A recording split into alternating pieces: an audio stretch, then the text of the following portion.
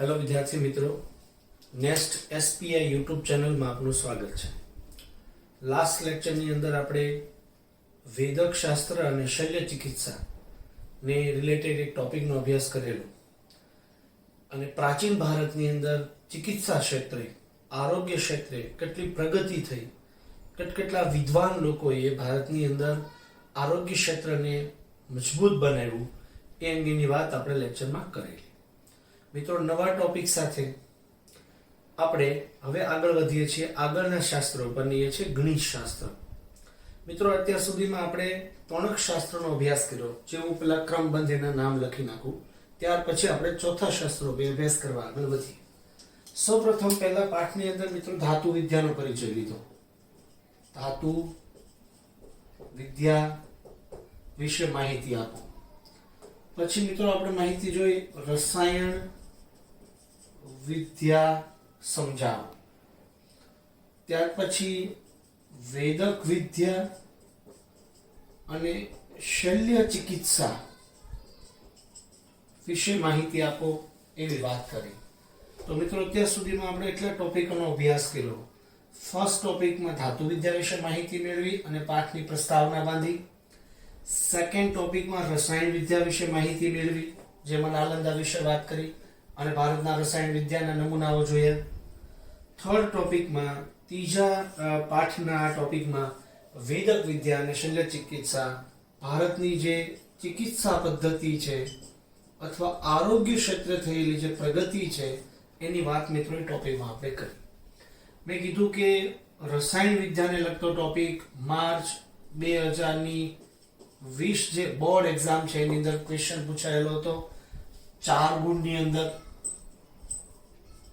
મિત્રો, 4 ગુણ માટે બીજો અગત્યનો ક્વેશ્ચન મેં તમને કીધું હતું કે ભાઈ મોસ્ટ આઈએમપી ક્વેશ્ચન છે એ છે વેદક વિદ્યા અને શલ્ય ચિકિત્સા. મિત્રો, પાઠનો ત્યાર પછીનો કોઈ મોસ્ટ આઈએમપી ક્વેશ્ચન જો હોય તો એ છે ભારતની ગણિત શાસ્ત્ર વિશે માહિતી આપો, અને જે આપણે ચોથા ટોપિકની અંદર ચલાવવા માટે આગળ જઈ રહ્યા છીએ. તો આજનો મુખ્ય મિત્રો આપણો વિષય છે ગણિત શાસ્ત્ર એટલે શું. પ્રાચીન ભારતના ગણિત શાસ્ત્ર વિશે માહિતી આપો. તો સૌપ્રથમ પહેલા હેડિંગ લખી નાખીએ.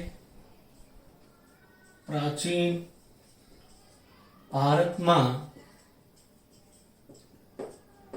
ગણિત શાસ્ત્રના વિકાસની પ્રગતિ સમજાવો. પ્રાચીન ભારતની અંદર ગણિત ક્ષેત્રે થયેલી પ્રગતિ વિશે માહિતી આપો. મિત્રો, આપણે બધા જાણીએ છીએ કે આજે સમગ્ર વિશ્વની અંદર જે વ્યવહારો ચાલી રહ્યા છે એની અંદર ગણિતનું સૌથી વધુ મહત્વ અને ઇમ્પોર્ટન્સ છે. ગણિત વગર વિશ્વની આટલી બધી પ્રગતિ અને આ પ્રકારના વ્યવહારોની કલ્પના કરી શકાય નહીં. તો જે વિશ્વ આખામાં અત્યારે ગણિત ક્ષેત્રે કામ થઈ રહ્યું છે એના બેઝ એટલે કે મૂળમાં પ્રાચીન ભારતની અંદર થયેલી શોધો અગત્યની છે. તો મિત્રો, આપણે સૌપ્રથમ એ જોઈશું કે પ્રાચીન ભારતમાં કઈ એવી શોધો થઈ જે અત્યારે વિશ્વના ગણિતના વિકાસમાં યોગદાન આપી રહી છે. તો એવી શોધોના વન બાય વન હું પહેલા નામ લખતો છું. સૌથી પહેલો મિત્રો, ભારતે વિશ્વને શૂન્યની શોધ આપી, જે વિશ્વને ભેટ આપી, જેનાથી આજે ગણિત ક્ષેત્રે પણ જુદા જુદા પ્રકારની સંજ્ઞાઓથી માંડીને અમુક પ્રકારના આંકડાઓથી માંડીને ગણિત ક્ષેત્રની જે આખી ક્ષિતિજો છે ત્યાં સુધીનો વિકાસ કરવામાં સૌથી મોટી ભૂમિકા અદા કરી છે. તો સૌથી પહેલો આપણે એવું કહી શકીએ કે શૂન્યની શોધ એ ભારતે વિશ્વને આપી. તો પ્રથમ મુદ્દો લખું છું. નંબર 1, વિશ્વમાં ગણિત ક્ષેત્રે ભારતે વિશ્વના દેશોને શું આપ્યું, ભારતની શું ભૂમિકા છે એની અંદર સૌથી પહેલા શૂન્યની શોધ ભારતની અંદર કરવામાં આવી. ત્યાર પછી વિશ્વને આપેલી બીજી મહત્વની ભેટ છે એ છે દશાંશ પદ્ધતિ.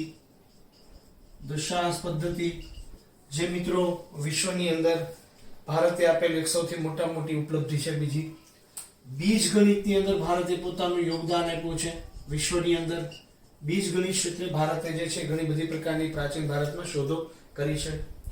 બૌદ્ધાયનનો પ્રમેય, ત્રિકોણમિતિ જેને કહીએ, બૌદ્ધાયનનો પ્રમેય કૌંસમાં લખું છું ત્રિકોણમિતિ ની જે જરૂરી શોધો છે એ પ્રાચીન ભારતની અંદર થયેલી છે. ઈસવીસન પૂર્વની 8મી સદીની વાત કરું છું આ બૌદ્ધયના પ્રમેય એટલે. ત્યાર પછી મિત્રો જોઈએ તો રેખાગણિત અને વૈદિક ગણિત જેવા ક્ષેત્રોમાં પણ રેખાગણિત અને વૈદિક ગણિત જેવા ક્ષેત્રોમાં પ્રાચીન ભારતની અંદર શોધ થઈ છે. આ શોધોએ વિશ્વ ગણિતની અંદર બહુ મોટા ફેરફારો કર્યા. આ શોધોએ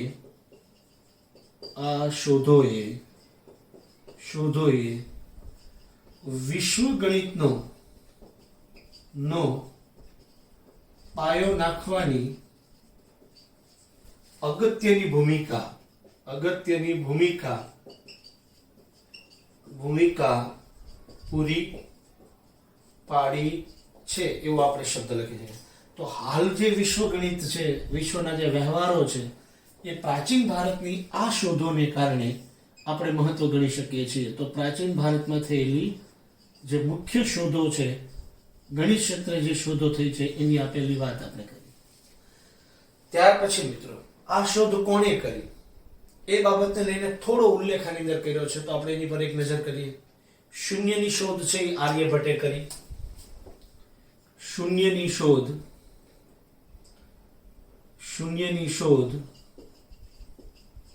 શોધ આર્યભટ્ટે કરી. આ પહેલો એક મુદ્દો છે. ત્યાર પછી મિત્રો એવું કહી શકાય કે દશાંશ પદ્ધતિનો ઉલ્લેખ આપણને મોહેંજો-દડો અને હડપ્પાના જે અવશેષો છે, ત્યાંના જે તોલમાપના જે સાધનો હતા, એની તોલમાપની જે પદ્ધતિ હતી, એની અંદર આપણે દશાંશ પદ્ધતિનો જે ખ્યાલ છે એ આપણી સામે આવેલો છે. તો વિધાન લખું છું મોહેંજો-દડો અને હડપ્પા. મોહેંજો-દડો અને હડપ્પાની તોલમાપની પદ્ધતિમાં દશાંશ પદ્ધતિનો ઉલ્લેખ જે છે થયેલો આપણને જોવા મળે છે એવો આપણે શબ્દો મૂકી શકીએ છીએ. આંકડાની પાછળ શૂન્ય લગાવવાની પદ્ધતિ કે લખવાની જે પદ્ધતિ છે એ ગુત્સુમત નામના ઋષિએ ભારતના જે છે એને આપી છે. આંકડાની પાછળ શૂન્ય લખવાની પદ્ધતિ, મિત્રો એક નામ યાદ રાખજો, ગુત્સમદ નામના ઋષિએ આપી છે. મિત્રો ભારતની અંદર એક આંકડાની પાછળ 53 શૂન્ય લગાવીને જે સંખ્યાઓ થાય છે એનું નામનું નિર્ધારણ છે એ પ્રાચીન ભારતના ગણિતની અંદર થયેલું જોવા મળે છે. એક સંખ્યાની પાછળ 53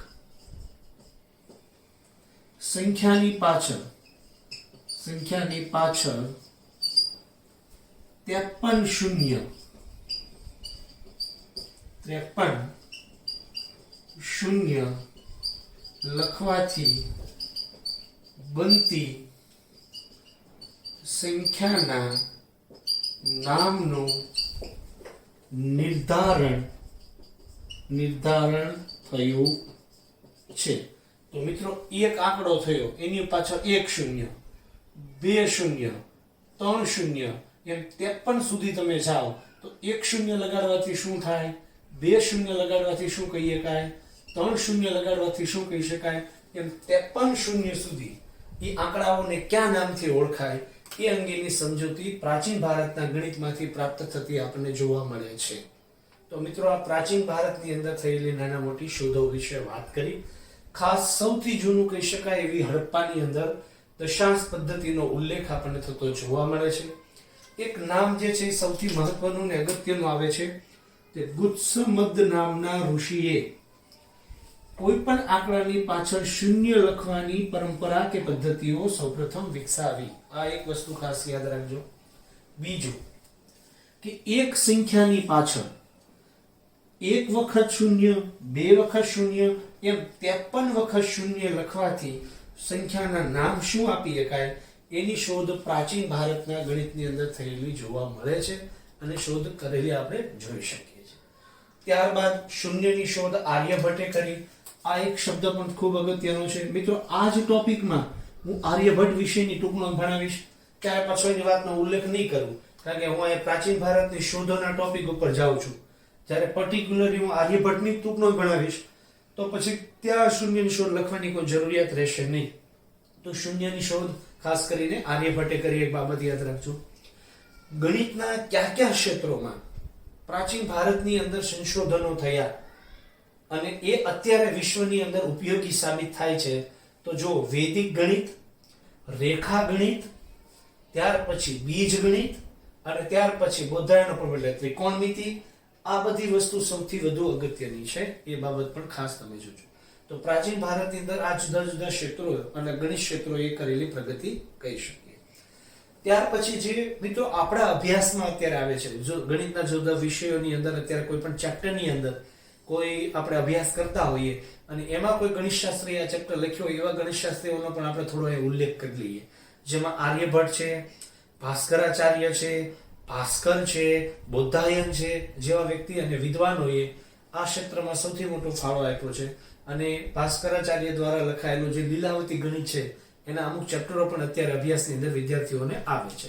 તો એવા કયા વિદ્વાનો છે પ્રાચીન ભારતના કે જેનો અભ્યાસ અત્યારે ગણિત ક્ષેત્રે આપણે કરતા હોઈએ છીએ અથવા કરવામાં આવી રહ્યો હોય?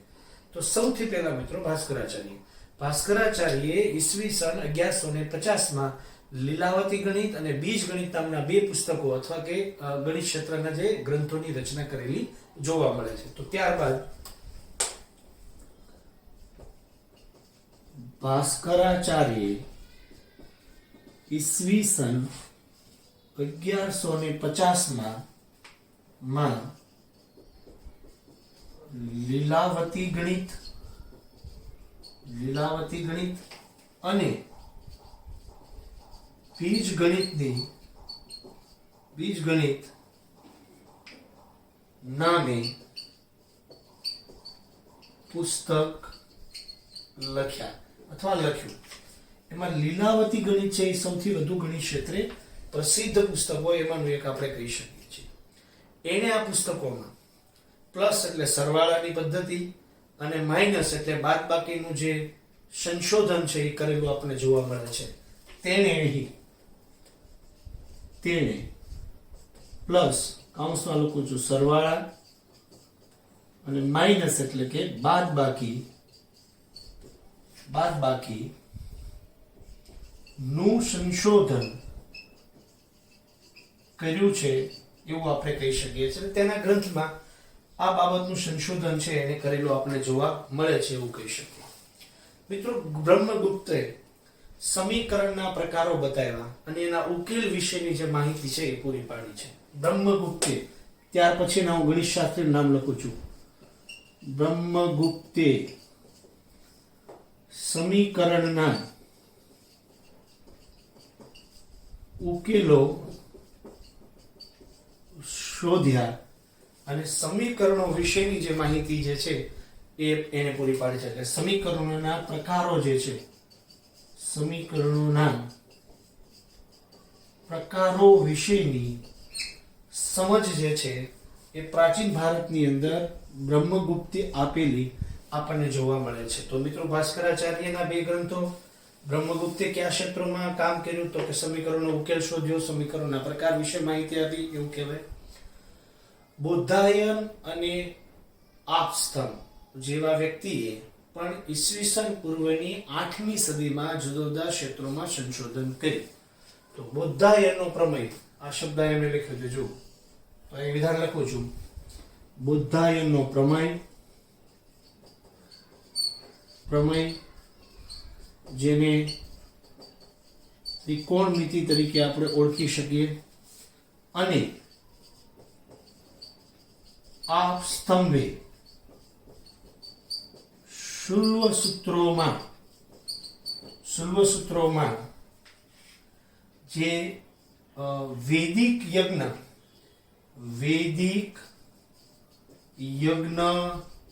કરવા માટેની વેદીના પ્રમાણ માપનો ઉલ્લેખ કર્યો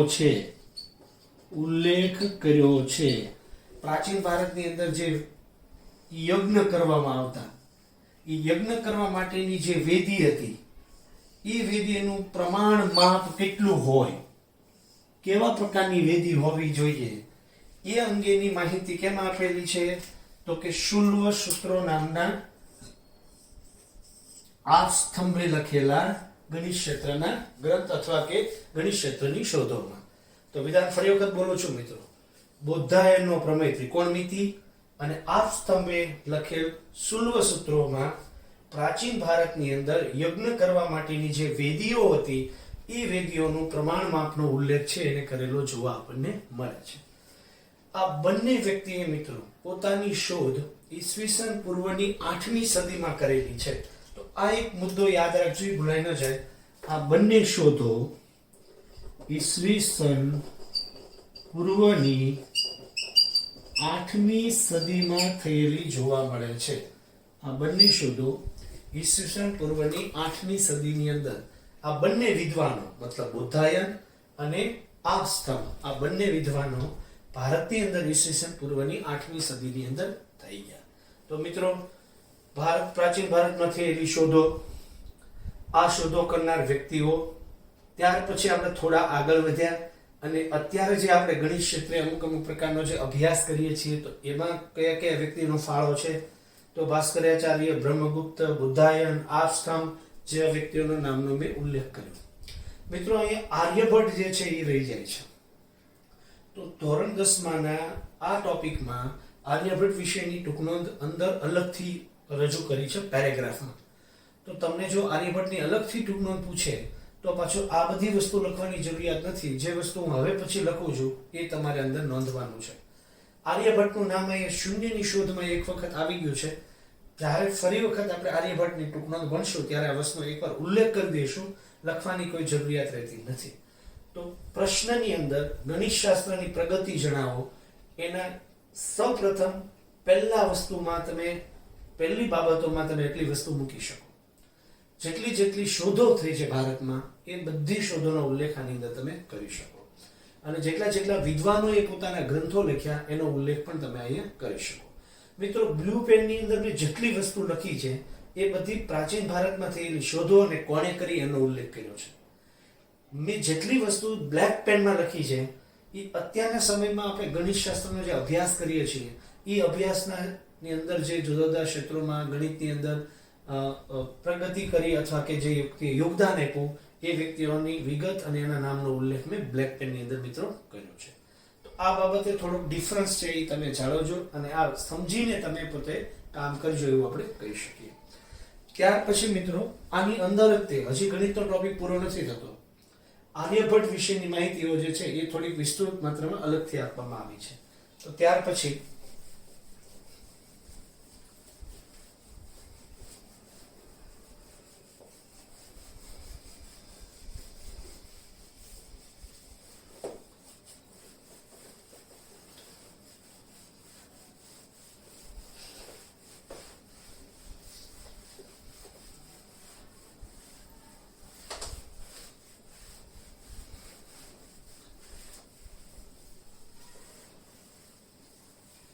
ત્યાર પછીની મિત્રો બાબતની અંદર આવે છે ગણિત ક્ષેત્રે આર્યભટ્ટનું જે યોગદાન છે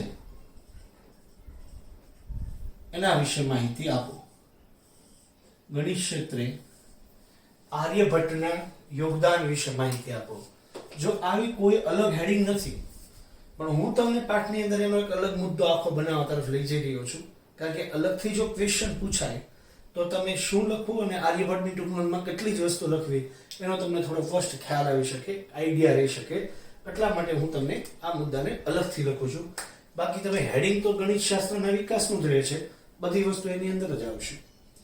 ટેક્સ્ટ બુકની અંદર એ આર્યભટ્ટનો કોઈ એવું હેડિંગ નથી બનાવ્યું, પેરેગ્રાફમાં માહિતીઓ ખાલી આપી દીધી છે, જેને હું અહીંયા હેડિંગ સ્વરૂપમાં મૂકી રહ્યો છું. મિત્રો, લાસ્ટ વસ્તુમાં આપણે અભ્યાસ કરીને આવ્યા કે આર્યભટ્ટે વિશ્વને સૌથી મહાન કોઈ ભેટ આપી હોય તો એને શૂન્યની શોધ કરી છે, જે વિશ્વને આપેલી આર્યભટ્ટની સૌથી મહાન શોધ તરીકે આપણે ઓળખાવી શકીએ છીએ. મિત્રો, આર્યભટ્ટે ભારતના ગણિત ક્ષેત્રે સૌથી મોટું યોગદાન આપેલું છે અને આ એના યોગદાન બદલ એને ગણિત શાસ્ત્રના પિતા તરીકે ઓળખવામાં આવે છે. તો ત્યાર પછી ગણિત ક્ષેત્રે કરેલા યોગદાનને કારણે એને ગણિત શાસ્ત્રના પિતા તરીકે આર્યભટ્ટને જે છે એ ઓળખવામાં આવે છે એવું આપણે કહી શકીએ છીએ. મિત્રો, એને જુદા જુદા પ્રકારના ગ્રંથોની રચના કરી, જેમાં એલો ગ્રંથ આવે છે આર્યભટ્ટિયમ. સૌથી અગત્યનો અને મહત્વનો ગ્રંથ છે આર્યભટ્ટિયમ. આર્યભટ્ટિયમ નામે ગ્રંથની રચના કરી. ત્યાર પછી એનો સૌથી બીજો અગત્યનો ગણિત ક્ષેત્રનો ગ્રંથ આવે છે 10 ગીતિકા. 10 ગીતિકા નામનો એનો બીજો ગ્રંથ છે. મિત્રો, તમને એમનો ત્રીજો ગ્રંથ છે આર્ય સિદ્ધાંત. તેમનો ત્રીજો ગ્રંથ છે આર્ય સિદ્ધાંત. પણ મિત્રો, 10 ગીતિકા અને આર્યભટ્ટિયમ એ ગણિત શાસ્ત્રના ગ્રંથો છે કે જેની અંદર એણે ગણિત ક્ષેત્રે કરેલી શોધોનો ઉલ્લેખ કર્યો છે. અને મિત્રો, આર્ય સિદ્ધાંત નામના ગ્રંથની અંદર ખગોળ અને જ્યોતિષ શાસ્ત્રની અંદર જે પોતાનું યોગદાન આપ્યું છે, ખાસ કરીને મિત્રો ખગોળ જ કહી શકાય, જ્યોતિષ નહીં. તો ખગોળ ક્ષેત્રે એને જે પોતાનું યોગદાન આપ્યું છે એનો ઉલ્લેખ એને ગ્રંથની અંદર કરેલો જોવા મળે છે. મિત્રો, આપણી માટે સૌથી અગત્યનો ગ્રંથ છે આર્યભટ્ટિયમ, કારણ કે આર્યભટ્ટની મોટા ભાગની શોધો અને એણે ગણિત ક્ષેત્રે આપેલી જે મહત્વની બાબતો છે એ આર્યભટ્ટની અંદર જ નોંધાયેલી છે, બીજા શબ્દોમાં કહું લખાયેલી છે. તો આપણી માટે આર્યભટ્ટિયમ ગ્રંથ સૌથી મહત્વનો અને અગત્યનો છે. તો આર્યભટ્ટિયમ ગ્રંથમાં શું એવી વસ્તુ લખાયેલી છે જે અત્યારના ગણિત ક્ષેત્રે સૌથી મહત્વની સાબિત થઈ છે? તો ત્યાર પછી આર્યભટ્ટિયમ ગ્રંથમાં આર્યભટ્ટિયમ નામના ગ્રંથની અંદર પાઈની કિંમત 22/7 મતલબ 3.14 છે એ નિર્ધારણ કરેલું છે. ગ્રંથમાં પાઈની સંજ્ઞા કરું છું, પાઈની કિંમત 22/7 કૌંસમાં લખું છું 3.14 નું નિર્ધારણ કર્યું છે, અથવા પાઈની કિંમત જે છે એ આર્યભટ્ટિયમ ગ્રંથની અંદર આર્યભટ્ટે દર્શાવેલી જોવા મળે છે. ગોળકના પરિઘ અને વ્યાસના ગુણોત્તરને દર્શાવતો અચળાંક પાઈ છે એ નિર્ધારણ કર્યો છે. વિધાન લખું છું, ગોળકના પરિઘ અને વ્યાસ ગુણોત્તર ને દર્શાવતા અચળાંક માટે પાઈનું નિર્ધારણ કર્યું આર્યભટ્ટે, એવો આપણે શબ્દ વાપરી શકીએ છીએ. તો આ બીજી મહત્વની ટૂલ, ગોળકના પરિઘ અને વ્યાસના ગુણોત્તરને દર્શાવવા માટેનો જે અચળાંક છે એ પાઈ છે એ નિર્ધારણ કર્યો, અને એનો ઉલ્લેખ પણ મિત્રો આર્યભટ્ટિયમ નામના ગ્રંથની અંદર કરવામાં આવેલો છે. તેણે ગણિતની અષ્ટાંગ પદ્ધતિ, ગુણાકાર, ભાગાકાર, સરવાળા, બાદબાકી, વર્ગમૂળ, ઘનમૂળ વગેરે વસ્તુનો જે ઉલ્લેખ છે એ એને આર્યભટ્ટિયમ નામના ગ્રંથની અંદર કરેલો છે. તો ગુણાકાર, ભાગાકાર, સરવાળા, બાદબાકી, વર્ગમૂળ, ઘનમૂળ વગેરે અષ્ટાંગ પદ્ધતિનો ઉલ્લેખ આર્યભટ્ટે તેના ગ્રંથ આર્યભટ્ટીયમમાં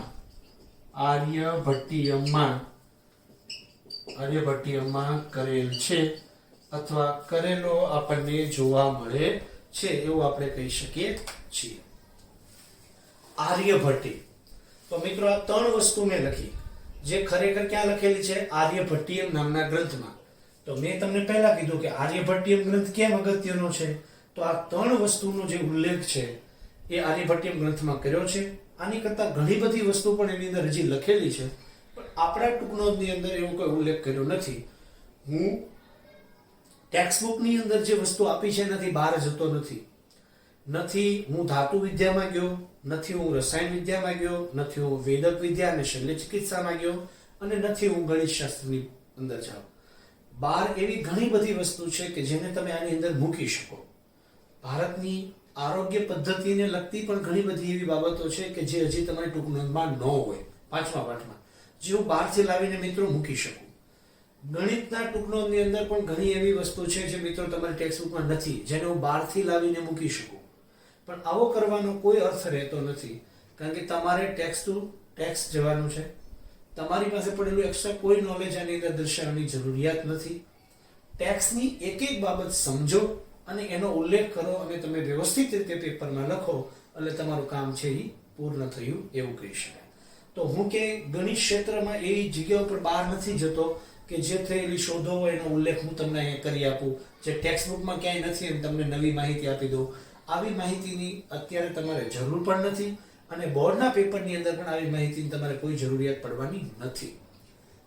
તો મિત્રો હું અહીંયા કઈ એવી વિશેષ વસ્તુ લખતો નથી, નકર આર્યભટ્ટ વિશે એવી ઘણી બધી વસ્તુઓને લખી શકીએ અને ગણિત શાસ્ત્રની અંદર પણ ઘણી બધી એવી વસ્તુને લખી શકીએ, પણ અત્યારે અહીંયા લખવાનો એનો કોઈ અર્થ રહેતો નથી, એમનું કોઈ મહત્વ રહેતું નથી. વાત હવે હું કરતો હતો આર્યભટ્ટીયમ ગ્રંથમાં આ ત્રણ વસ્તુનો ઉલ્લેખ કરેલો આપણને જોવા મળે છે.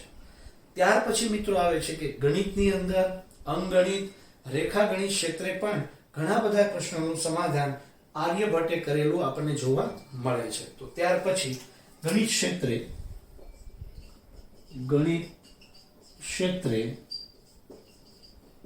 અંકગણિત અને રેખાગણિત ક્ષેત્રે આર્યભટ્ટે ઘણા બધા પ્રશ્નોનું મિત્રો સમાધાન કર્યું છે. આટલી મિત્રો વિગત થઈ ગઈ આર્યભટ્ટની. જો ટૂંકનોંધ છે આની, આટલી વસ્તુ અંદર ટૂંકનોંધ આર્યભટ્ટમાં સ્પેશિયલ લખીએ કાંઈ. હું ક્યાંથી લાવ્યો? શૂન્યની શોધ, આ જ ટૂંકનોંધમાં આગળથી લાવ્યો. ત્યાર પછી મેં શું લખ્યું? એ ગણિત શાસ્ત્રના પિતા છે. ગણિત ક્ષેત્રે એને કરેલી પ્રગતિ, એને કરેલી શોધો ને કારણે એને ગણિતની અંદર સર્વોચ્ચ વ્યક્તિ માનવામાં આવે છે. તેને ગણિત શાસ્ત્રના પિતા કીધા. એને 3 ગ્રંથો મિત્રો લખ્યા. 2 ગ્રંથો એ ગણિત ક્ષેત્રે, 1 ગ્રંથ ખગોળ ક્ષેત્રે. આ ગ્રંથ વિશેની વાત આગળના ટોપિકમાં કરશું, કારણ કે હવે પછીનું આપણું શાસ્ત્ર આવશે ખગોળ અને જ્યોતિષ, ગણિત પછીનું. ત્યારે આપણે આનો ઉલ્લેખ કરશું એટલે આ રિપીટ થશે, આ તમે યાદ રાખજો. આર્યભટ્ટીયમ અને 10 વીતી સ્પેશિયલ ગણિતના ગ્રંથો છે, બંને ગ્રંથો. એમાં સૌથી અગત્યનો ગ્રંથ કયો છે? તો કે આર્યભટ્ટીયમ. તો આર્યભટ્ટીયમ નામના ગ્રંથની અંદર અનેક પ્રકારની ગણિતની બાબતો અને શોધોનો ઉલ્લેખ છે. પહેલું છે પાઈની કિંમત નિર્ધારિત કરી. બીજું છે કે ગોળકનો પરિઘ અને વ્યાસના ગુણોત્તરનો અચળાંક નક્કી કર્યો. ત્યાર પછી છે આર્યભટ્ટીયમમાં અષ્ટાંગ પદ્ધતિ જે ગણિતની છે, ગુણાકાર, ભાગાકાર, સરવાળા, બાદબાકી, વર્ગમૂળ, ઘનમૂળ જેવી અષ્ટાંગ પદ્ધતિઓનો ઉલ્લેખ એની અંદર કરેલો છે. ત્યાર પછી ગણિતની અંદર ગણિતના જુદા જુદા જે ક્ષેત્રો છે એમાંનું એક ક્ષેત્ર છે અંકગણિત, બીજું છે રેખાગણિત, જે ક્ષેત્રે પણ પોતાનું સૌથી મહત્વનું યોગદાન આપ્યું છે. મિત્રો બીજ ગણિતમાં આપણે કોનું નામ જોયું હતું? ભાસ્કરાચાર્યનું. બરાબર છે? તો બીજ ગણિત નામનો ગ્રંથ એને લખ્યો છે. તો એક એનું ક્ષેત્ર પણ છે જે અગત્યનું છે અને એક પણ મહત્વનું છે. તો આ હવે મિત્રો વાત થઈ ગઈ છે આર્યભટ્ટ વિશે. આ ટૂંકનોંધની અંદર આપણે કેટલા વિદ્વાનોના નામ ભણ્યા, જે પણ તમારે થોડા યાદ રાખવા અને અગત્યના છે.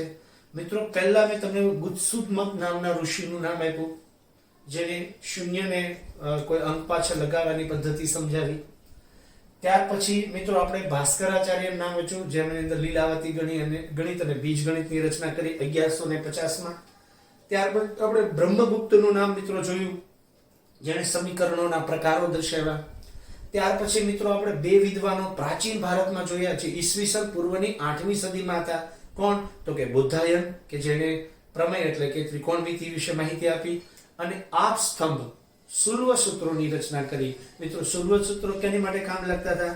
તો કે જે વૈદિક પ્રક્રિયા હતી, યજ્ઞ કરવાની પ્રક્રિયા હતી, એની જે વેદી હોય એ વેદીનું માપ, પ્રમાણ, સાઇઝ વગેરે વસ્તુની માહિતી હોય આપતા હતા.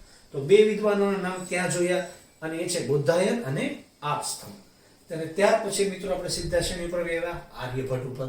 તો આર્યભટ્ટે પણ ગણિત ક્ષેત્રે કરેલી પ્રગતિની નામ જોઈ. તો એટલા વિદ્વાનો બુદ્ધસુદમન, ભાસ્કરાચાર્ય, બુદ્ધાયન, પછી આપસ્તંભ, ત્યાર પછી આર્યભટ્ટ જે છે, અને બ્રહ્મગુપ્ત જેવા વિદ્વાનો અને વ્યક્તિઓનો ફાળો જે છે એ સૌથી મહત્વનો છે. મિત્રો ભાસ્કર પણ આવે, કે જેનો ઉલ્લેખ આની અંદર કર્યો નથી, માહિતીઓ આપી નથી.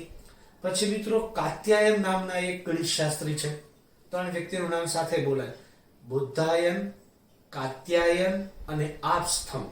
તો આપસ્તંભે આપેલા સુર્વ સૂત્રો અને બૌદ્ધાયને આપેલો પ્રમેય ત્રિકોણમિતિનો વાત કરી. કાત્યાયન વિશેની માહિતીઓ અહીં આપવામાં આવેલી નથી. તો ભાસ્કર એક આની અંદર મિસિંગ છે, જેની માહિતી કોઈ નથી. ત્યાર પછી કાત્યાયન વિશેની કોઈ માહિતી છે, એ આની અંદર આપવામાં આવી નથી. એ સિવાયના જે વિદ્વાનો છે એનો ઉલ્લેખ 1 by 1 અહીંયા ક્યાંક ને ક્યાંક રીતે કરેલો આપણને જોવા મળે છે. એને ગણિત ક્ષેત્રે કયા કયા પ્રકારના ગ્રંથો લખ્યા? મિત્રો કેટલા ગ્રંથો વિશે આપણે વાત કરી? તો કે તમે યાદ કરો, ભાસ્કરાચાર્યના 2 ગ્રંથો વિશે વાત કરી, લીલાવતી ગણિત અને બીજગણિત. આર્યભટ્ટના 3 ગ્રંથો વિશે વાત કરી. કયા કયા? આર્યભટ્ટિયમ, 10 ગીતિકા અને આર્ય સિદ્ધાંતની. તો 5 ગ્રંથો છે એ સીધા મિત્રો અહીંયા આપણે ભણી લીધા છે ગણિત શાસ્ત્રની અંદર. તો એ ગ્રંથો વિશેની જે થોડી માહિતી છે, બેઝિક જે ઇન્ફોર્મેશન છે, એ પણ તમે ખાસ યાદ રાખજો. તો મિત્રો આ આપણો થઈ ગયો લેક્ચર નંબર 4, ટોપિક નંબર 4. ફર્સ્ટમાં ધાતુ વિદ્યા, સેકન્ડમાં રસાયણ વિદ્યા, થર્ડની અંદર વેદક અને શલ્ય ચિકિત્સા, ફોર્થની અંદર આવે છે ગણિત શાસ્ત્ર. 5મા ટોપિકની અંદર આપણે ખગોળ અને જ્યોતિષ વિશે માહિતી લઈશું. તો એક વિજ્ઞાન છે જેનો અભ્યાસ આપણે કરશું. અને છેલ્લા ટોપિકની અંદર આપણે વાસ્તુશાસ્ત્રનો અભ્યાસ કરશું. તો મિત્રો આવા 6 જેટલા ટોપિક આપણા બનશે પાઠની અંદર. એ બાબત તમે ખાસ ખ્યાલ રાખજો. અહીંયા સુધીની માહિતી ગણિત શાસ્ત્ર વિશેની છે. ધ્યાનથી સમજીને એક બુક સાથે લઈને વિડિયો લેક્ચર સાંભળતા જરૂરી નોટ્સ કરતા જાઓ, નોંધતા જાઓ. આવી રીતે માહિતીઓને ખુલ્લી કરીને સમજવાનો પ્રયાસ કરો. આખી ટેક્સ્ટ બુકમાંથી વાંચશો તો ત્યાં શું આવે છે એનો ઉલ્લેખ તમને ખ્યાલ નહીં આવે મિત્રો, તમને સમજાશે નહીં. તો તમે એમને અલગ અલગ સ્વરૂપની અંદર સમજવાનો પ્રયાસ કરો. મેં જે રીતે તમને ડિવાઈડ કરી દીધું, કઈ રીતે ડિવાઈડ કર્યું? પહેલું પ્રાચીન શોધો વિશે વાત કરી બ્લુ પેનમાં, પછી મિત્રો બીજું શું કર્યું? બ્લેક પેનમાં. વર્તમાન સમયમાં આપણે જે ગણિત ભણી રહ્યા છીએ એની જે શોધો છે એની વાત કરી, ભાસ્કરાચાર્યની લીલાવતી ગણિતની. અને મિત્રો છેલ્લે મેં ત્રીજો ભાગ શેનો ડિવાઈડ કર્યો? તો કે આર્યભટ્ટની ટૂંકનો નાતો. તો આવી રીતે તમે થોડુંક ડિવાઈડ કરીને ટોપિકને ભણવાનો પ્રયત્ન કરજો, તો તમને ઝડપથી યાદ રહેશે. તમે કઈ વસ્તુ ક્યાં આવે એ તમે નોંધી શકશો, અને લખતા સમયે એક પણ વસ્તુ મિસિંગ નહીં થઈ જાય, તમારાથી છૂટી નહીં જાય, કારણ કે તમે દરેક વસ્તુને પદ્ધતિસર સમજવાનો પ્રયાસ કર્યો છે. તો આ ખાસ જોજો અને અંડરલાઈન કરીને બુક સાથે રાખીને, પેન સાથે રાખીને પ્રેક્ટિસ કરજો, અભ્યાસ કરજો. નવા ટોપિક સાથે, ખગોળ અને જ્યોતિષ સાથે આપણે નેક્સ્ટ લેક્ચરમાં મળશું. ત્યાં સુધી મિત્રો થેન્ક યુ, આભાર, અસ્તુ.